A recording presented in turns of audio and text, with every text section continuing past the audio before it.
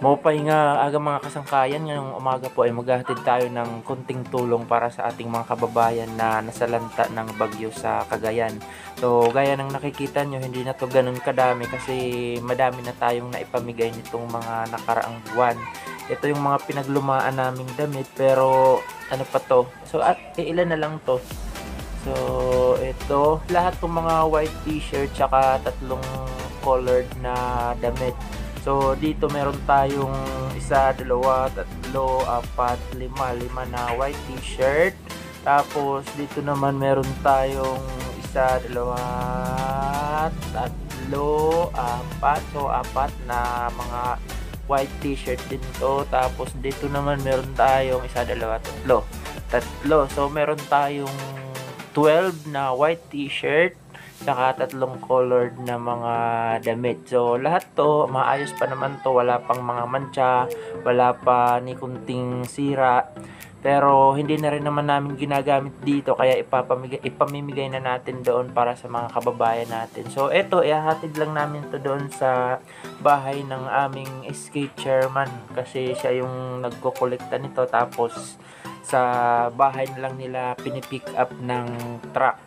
So, sisilid lang natin to sa bag na, etong bag naman, ano lang to, 2 weeks lang to na nagamit kasi supply lang to para sa 2020 Census of Population and Housing. So, hindi ko rin naman to magagamit na, kaya ipamigay na natin to. So, dito ko na ipapasok yung, yung mga lumang damit na ihahatid natin maya sa bahay ni SK.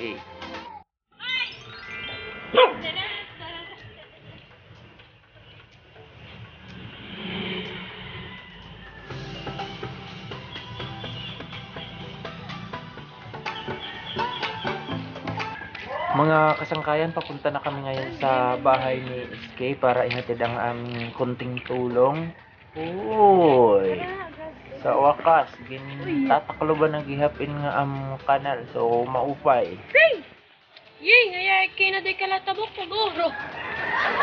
So, mga kasangkayan, kayo din po, kung may nalalaman kayo dyan na mga legit na donation drive sa mga lugar nyo, mas maganda na ibigay nyo na rin o i-donate yung mga luma yung damit na hindi na ginagamit kaysa naman sa masayang lang sa katatago dyan sa mga closet nyo.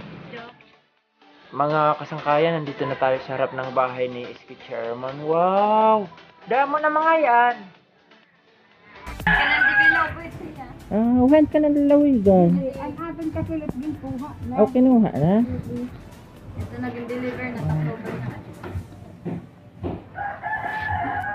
So, etong mga nahuli na galing sa ating barangay ay isasabay na lang o isasama Oo, sa bakit ang kanan di mga binugo? galing sa Damo, ulo, Binobo. good. Kaya wala man yung nakaabot kakil. Hala kayo di ba inakasako? Kasi So, mga kasangkayan, itong nakikita nyo, ito yung mga galing ng Divinobo Island. So, ang mga nahuling donation na galing dito sa aming barangay ay isasabay na dito sa pag-pick up ng galing sa Divinobo.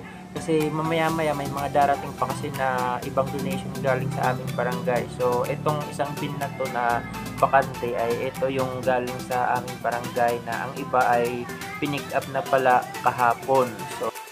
So mga kasangkayan, pauwi na kami, pero kanina may mga nakasalubong pa kami na taga dito din sa amin na mamaya pa maghahatid ng kanilang mga donations. So ang maganda nito kasi hindi lang pala one time yung pagpipick up ng mga donations. Pag nakakaipon na ng madami ay dadaan yung truck para i-pick up yung mga donations. So sa mga kabarangay ko dyan, pwede pa kayong humabol.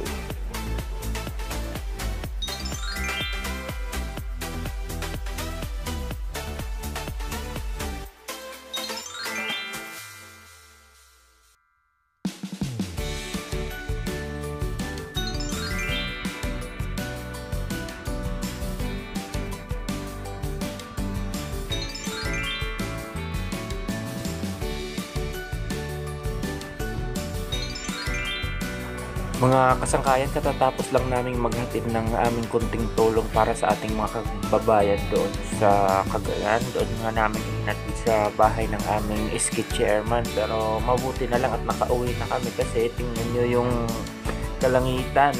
Ang dilim na naman at mukhang uulan na naman ng malakas. Inuulit ko po mga kasangkayan, pwede pa po kayong humabol lalong-lalo na yung mga malapit lang dito sa amin. Mga taga dito sa aming barangay, pwede pong ihatid nyo ang yung mga donasyon sa bahay ng aming SK chairman, malapit lang sa Lalawigan Elementary School. At doon naman po sa mga malalayo, pwede po kayong maghanap, magtanong-tanong kayo kung saan may mga legitimate na donation drives at pwede nyong ihatid doon yung mga tulong nyo. Otro mga kasangkayan, dako nga salamatan iyo padayon nga pagsuporta akon. Tub-tub na lanay kita din because I am going to meet one of my sisters kasi nga humingi din tayo ng konting tulong doon kasi nga life has been quite challenging this past few months. Kaya may ipipick up din ako na konting tulong doon kasi wala na kaming pambili ng bigas.